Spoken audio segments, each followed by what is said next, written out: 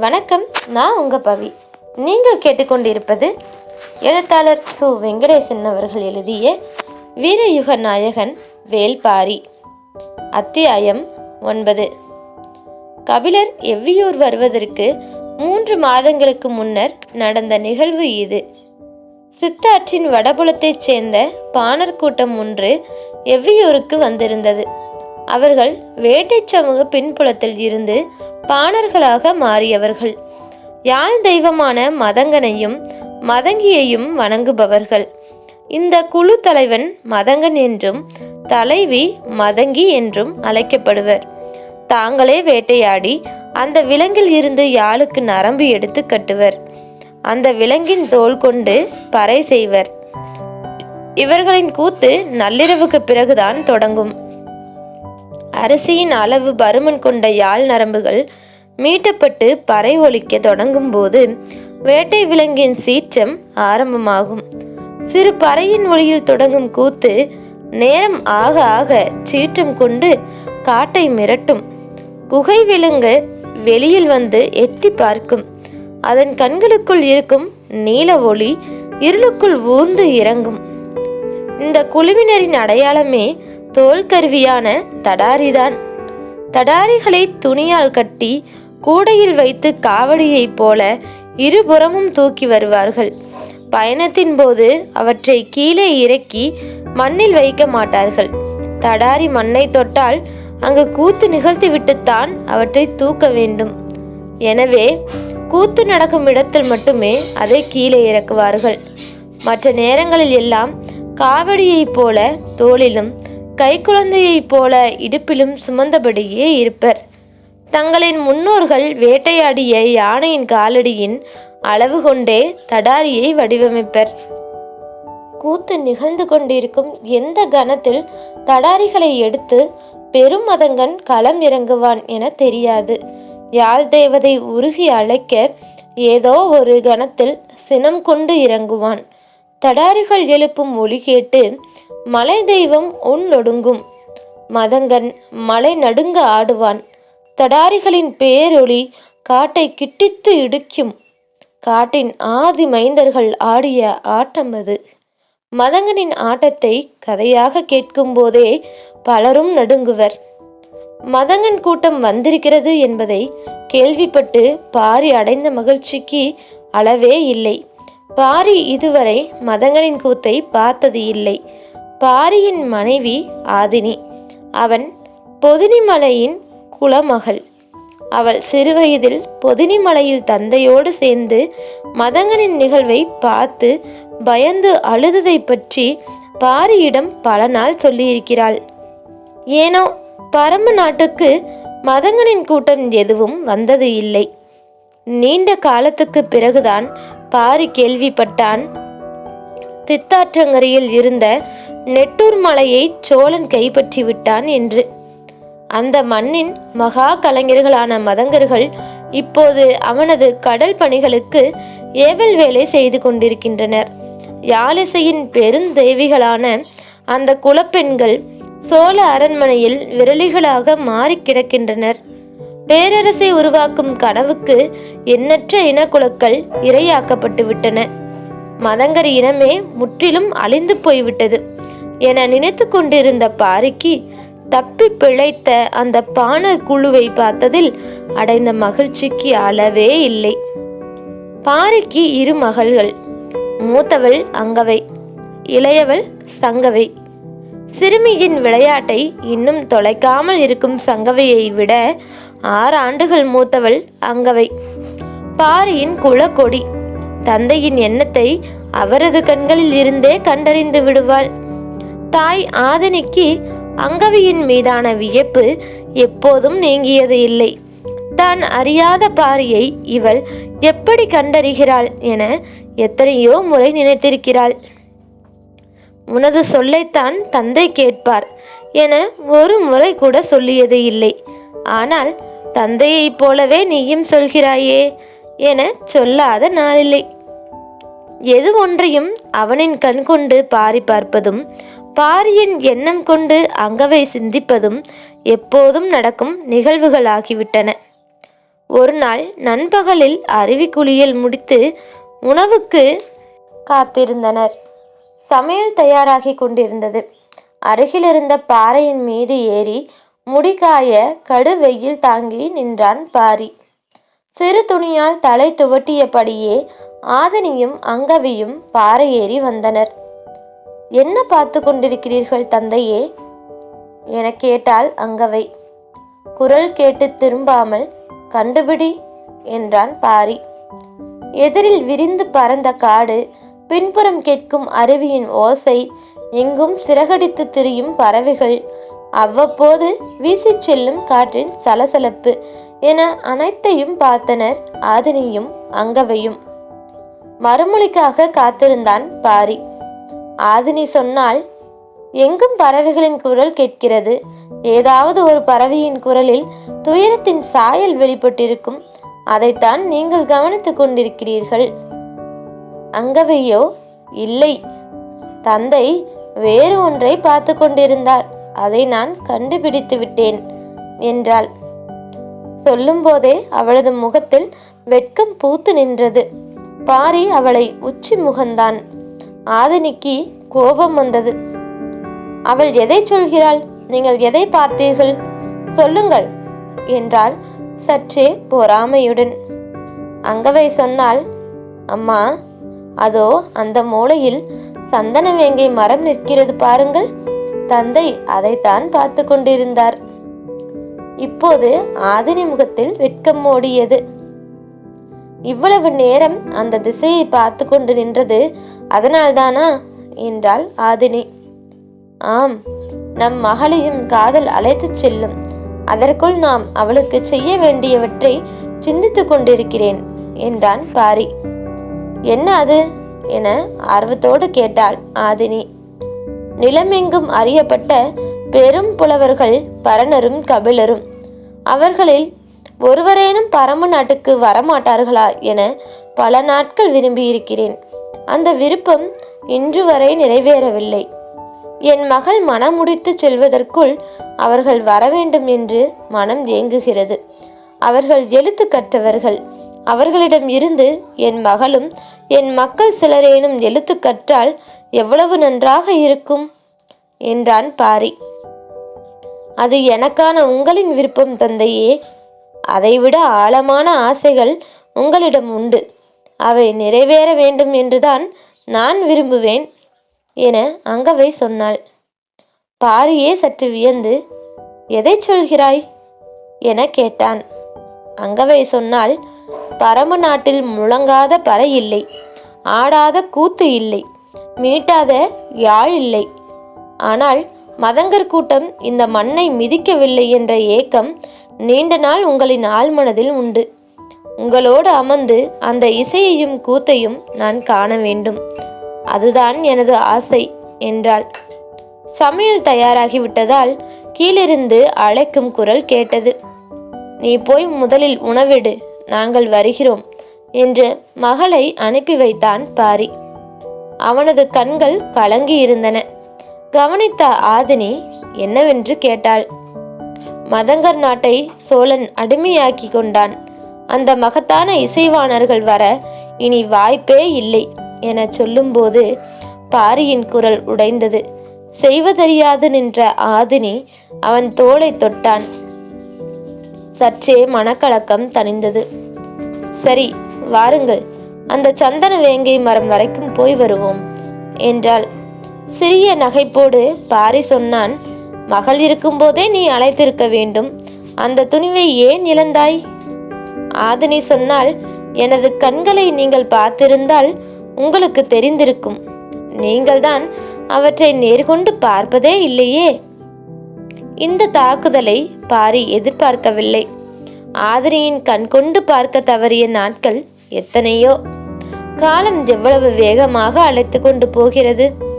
கணவனின் இடத்தை தந்தை எந்த கணம் விழுங்குகிறான் என்பதை அணிக்கவே முடியவில்லையே என எண்ணங்கள் அலைமோதி கொண்டிருக்க பாரி சொன்னான், நீதான் எனது கண் கொண்டு பார்த்தவள். புரியாமல் விழித்தாள் ஆதினி.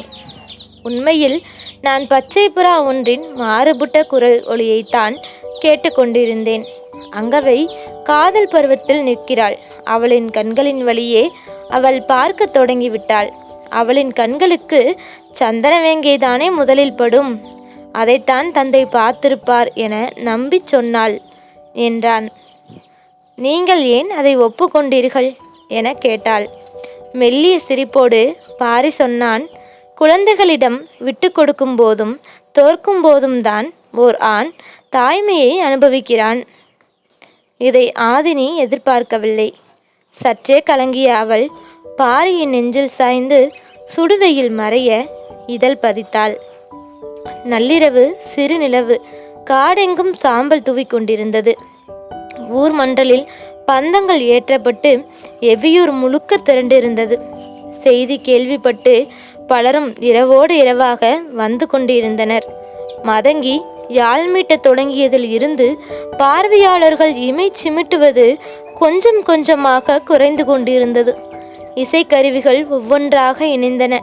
சிறு பறையும் அரிப்பறையும் முழங்கும் போது இருள் நடுக்கம் கொள்ள தொடங்கியது. சலங்கை அணிந்த பெண்கள் இருவர் நெடுநிழல் நகர வெறிகொண்டு ஆடினர். பாரியின் இடது பக்கம் அங்கவை அமர்ந்திருந்தாள். வலது பக்கம் அமர்ந்திருந்த ஆதினியின் அருகில் சங்கவை இருந்தாள். தேக்கன் முடியன் உள்ளிட்ட பலரும் மரப்பலகை ஒன்றின் மேல் அமர்ந்திருந்தனர். அவர்களுக்கு நேர் எதிரில் பட்டாபிரை எனச் சொல்லப்படும் பாட்டன்மார்களுக்கான மேடை இருந்தது. எவ்வியூரின் மிக மூத்தவரான வாரிகையன் அங்குதான் அமர்ந்திருந்தார். அவரை சுற்றி முதியவர்கள் பலரும் அமர்ந்திருந்தனர். கூத்தின் பாங்கில் துயரத்தின் நெடுங்குரல் மேலே எழும்பியது.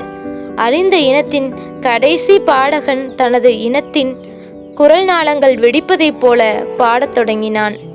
இன்றோடு குரல் வெடித்து சாக வேண்டும் என்பதே அவன் விளைவாக இருந்தது. ஆறா துயரை கலையாக்கும் போது கலைஞன் படும் வேதனைக்கு இணை கூறச் சொல்லில்லை. குரலும் சலங்கையும் யாழும் பறையும் ஒன்றையொன்று விலகியும் விழுங்கியும் நகர்ந்தன. போர்க்குதிரைகளின் விரட்டுதலில் இருந்து தப்பியோடும் ஒரு இசைக்கலைஞனின் காலடி யோசை தனித்து கேட்டுக்கொண்டிருப்பதைப் போல பாரி உணர்ந்தான். அந்த ஓசை எந்த கருவியில் இருந்து வருகிறது என்பதை அவனது கண்கள் தேடிக்கொண்டிருந்தன. எல்லோரும் மெய் சிலிர்த்து பார்த்து கொண்டிருந்த கணத்தில் இரு தடாரிகளோடு குதித்து உள்ளே இறங்கினான் மதங்கன். அதுவரை முழங்காமல் இருந்த அனைத்து தடாரிகளும் ஏக காலத்தில் ஒலி எழுப்பின. சற்றும் எதிர்பாராத பேரிசை. பாரியே குலுங்கி உட்கார்ந்தான். பயந்த சங்கவை அம்மா என கத்திய ஓசை பக்கத்தில் இருப்பவர்களுக்கு மட்டுமே கேட்டது. ஆதினி அவளை அணைத்து மடியில் இறுக்கி கொண்டாள். அதை கவனித்த பாரியின் கண்களுக்கு சிறு வயதில் பயந்து கத்திய ஆதினியும் சேர்ந்து தெரிந்தாள். மதங்கன் தாவி உள்ளிறங்கிய இடத்தில் மண் பெயர்ந்து மேலே எழுந்தது. வேட்டையாடிய யானையின் காலடி நிலத்தை அதிரச் செய்வதைப் போல அது இருந்தது. ஓர் ஆட்டம் தொடங்கும் கணத்தில் இவ்வளவு ஆவேசம் கொண்டு நிகழுமா என்ற வியப்பு எல்லோருக்கும் இருந்தது. இருமுகப் பறையான தடாரியை கையால் அடித்து முழங்க வேண்டும். அவன் 2 நடை முன்னும் பின்னுமாக தவ்வி தவ்வி தடாரிகளில் ஒலி எழுப்பிக் கொண்டிருந்தான். மதங்கனின் குடுமி கலன்று சிகை சுழன்று எழும்பியது. வெறியேறிய மதங்கன் கால்களை முன்னும் பின்னுமாக மாற்றி குதிகாலால் குத்தி குத்தி ஆடினான். மதயானை தனது நிழலை கொள்ள மீண்டும் மீண்டும் தந்தத்தால் மண்ணை குத்துவது போல அது இருந்தது. எல்லா கருவிகளும் முழங்கி கொண்டிருந்தன. பாரி உறைந்த நிலையில் மதங்களை பார்த்து கொண்டிருந்தான். மூதாதையர்களின் ஆதி கூத்து மதங்கன் மயங்கிச் சரிந்ததோடு முடிந்தது. பின்னிரவில் கூத்து முடிந்ததும் எல்லோரும் கலைந்தனர். கலைஞர்கள் இசைக்கருவிகளை துணிகளில் எடுத்து கட்டினர். மதங்கனை அருகில் அழைத்து அமரச் செய்த பாரி அவன் உள்ளங்கையை தொட்டும் தடவியும் பார்த்தபடி நீண்ட நேரம் எதுவும் பேசாமல் இருந்தான். உள்ளங்கை சிவந்து இறுகி போய் இருந்தது. நீங்கள் இங்கேயே தங்கிவிடுங்களேன் என்றாள் ஆதினி. இல்லை, நிலை கொள்ளக்கூடாது என்பது தெய்வ வாக்கு என்றான் மதங்கன். நிமிர்ந்து அவன் கண்களை பார்த்தான் பாரி.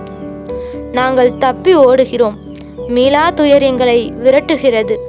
ஓரிடத்தில் நின்று விட்டால் துயர் முழுமையும் கவிந்துவிடும். அதனால்தான் மறுபகல் காணாமல் இரவோடு இரவாக ஆடிய நிலமிட்டு அகல்கிறோம். விளக்கிச் சொல்ல மனதில் துணிவு இல்லை. எனவேதான் தெய்வ வாக்கு என்கிறோம் என்றான் மதங்கன். பாரிக்குச் சொல்ல எதுவும் இல்லை. உனக்கு என்ன வேண்டும்? எது வேண்டுமானாலும் எடுத்துக்கொள் என்றான். மதங்கன் கேட்பதற்கு சற்றே தயங்கினான். தயங்காமல் கேளுங்கள் என்றார் தேக்கன். மதங்கன் மெல்லிய குரலில் கேட்டான். வேறு எதுவும் வேண்டாம். கொல்லிக்காட்டு விதை கொடுங்கள். பாரி அதிர்ந்து பார்த்தான். யாரும் எதிர்பாராத ஒன்று. என்ன பதில் சொல்வது என தெரியவில்லை. இப்படி ஒரு பொருள் இருப்பதே வெளியில் உள்ளவர்களுக்கு தெரியாது. இதை எப்படி கேட்டான் மதங்கன்? நீடித்த மௌனம் கலைத்து தேக்கன் சொன்னான். பரம்பின் ஆதி பொருட்கள் குலம் தாண்டக்கூடாது என்பது குலநாகினி வாக்கு. வேறு எது வேண்டுமானாலும் கேளுங்கள். குலநாகினியின் வாக்கு காப்பாற்றப்படட்டும். நாங்கள் புறப்படுகிறோம் என சொல்லி வேறு எதுவும் கேட்காமல் மதங்கன் எழுந்தான். அவன் உள்ளங்கை பாரியிடம் இருந்தது. தடாரியை அடித்து அடித்து வடிவேறிய கை. அதை தொட்டு அழுத்தியபடியே தலை நிமிராமல் பாரி சொன்னான். எடுத்து வாருங்கள். மாளிகை நோக்கி வீரர்கள் ஓடினர். 4 நாட்களுக்கு முன்னர் மதங்கன் கூட்டம் மேற்கு எல்லையின் வழியே பரம்பு நாட்டுக்குள் நுழைந்தனர். பன்றிக்காட்டின் அடிவாரம் இருக்கும் காட்டாளம்தான் முதல் சிற்றூர். அந்த திசை வழியே நுழையும் எந்த பாணர் கூட்டமும் அந்த ஊரை வந்தடையும். அதன் பிறகு வீரன் ஒருவன் அந்த கூட்டத்தை அழைத்து கொன்று 3 நாட்கள் பயணித்து எவ்வியூர் கொண்டு வந்து சேர்ப்பான். அப்படித்தான் இவர்களும் வந்தார்கள். வரும் வழியில் கூட்டத்தில் இருந்த பெண் ஒருத்தி மயங்கிச் சரிந்தாள். என்ன என அழைத்து வந்த வீரன் கேட்டறிந்த போதுதான் தெரிந்தது ஆகாரமின்றி தொடரும் பயணம் இது என்பது. குடுவையில் இருந்த நீரை தெளித்து அவளை எழுப்பினர். பக்கத்தில் ஊர் எதுவும் இல்லை. உணவுக்கு என்ன செய்யலாம் என யோசித்த வீரன் சிறிது தொலைவில் இருந்த குளத்துக்கு அழைத்து சென்றான். மதங்கன் கூட்டமும் ஆவலோடு போனது. குளக்கரையை அடைந்ததும், நீங்கள் உட்காருங்கள், நான் மீன் பிடித்து வருகிறேன் என்றான். கையில் வலை இல்லை, குத்தீட்டி இல்லை, எதை வைத்து மீன் பிடிப்பாய் என மதங்கன் கேட்டான். இடுப்பு துணியில் முடிந்து வைத்திருந்த சிறிய காய் ஒன்றை எடுத்து காட்டினான் வீரன். இதை வைத்து எப்படி மீன் பிடிப்பாய் என கேட்டான் மதங்கன். பாருங்கள் என்று சொன்ன வீரன் அந்த காயை அருகில் உள்ள கல் மீது வைத்து தட்டினான். அது 2ஆக உடைந்தது. ஒரு துண்டை எடுத்து இடிப்பு துணியில் முடிந்து கொண்டான். மறு துண்டை கல்லால் தட்டி பொடி பொடியாக ஆக்கினான். அதை துளியும் மிஞ்சாமல் எடுத்து குளத்தில் தூவிவிட்டான். அவன் தூவிய இடத்தை பார்த்து கொண்டிருந்தான் மதங்கன். நீர் சிறிது கலங்க ஆரம்பித்தது. சிற்றிலைகள் தோன்றின. வீரன் சொன்னான், இது கொல்லிக்காட்டு விதை, காக்காய் கொல்லி விதை என்றும் சொல்வோம். அதை மீன்களும் பறவைகளும் விரும்பி தின்னும். பிறகு சிறிது நேரத்திலேயே மயக்கமடைந்துவிடும் என்றான். மதங்கன் ஆச்சரியத்தோடு கேட்டான், மீன் எப்படி மயக்கமடையும்? அதோ பாருங்கள் என்றான் வீரன். மதங்கன் அந்த இடத்தை பார்க்க மீன்கள் மேலும் கீழுமாக சுழன்றும் பிறண்டும் நீந்தி கொண்டிருந்தன. பெருமீன் ஒன்று வாளை மட்டும் மெல்ல அசைத்தபடி மிதக்க ஆரம்பித்தது. வீரன் உள்ளே இறங்கி ஒவ்வொன்றாக எடுத்து கொடுக்க ஆரம்பித்தான். வாய் பிளந்து நின்ற மதங்கன் அதை வாங்கினான்.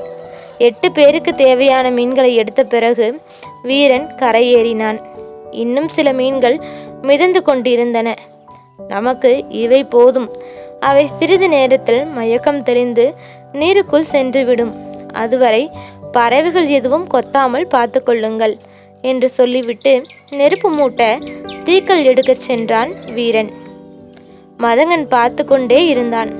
மாளிகைக்கு சென்ற வீரர்கள் பெரும் தாலிப்பானையை தூக்கி வந்து பாறையின் முன்னர் வைத்தனர். மதங்கனின் கண்கள் வியப்பு நீங்காமல் பானைக்குள் பார்த்தன. அதே காய்கள். பாரி சொன்னான், எவ்வளவு வேண்டுமோ எடுத்து கொள்ளுங்கள்.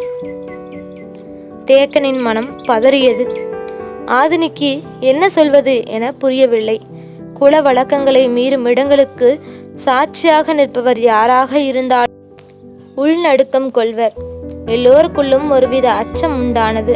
இறுக்கமான அந்த சூழலில் மதங்கனின் இரு கைகளும் தாலிக்குள் இருந்து கொல்லிக்காட்டு விதையை கை நிறைய அள்ளின.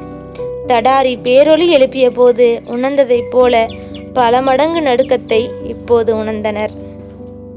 தொடரும்.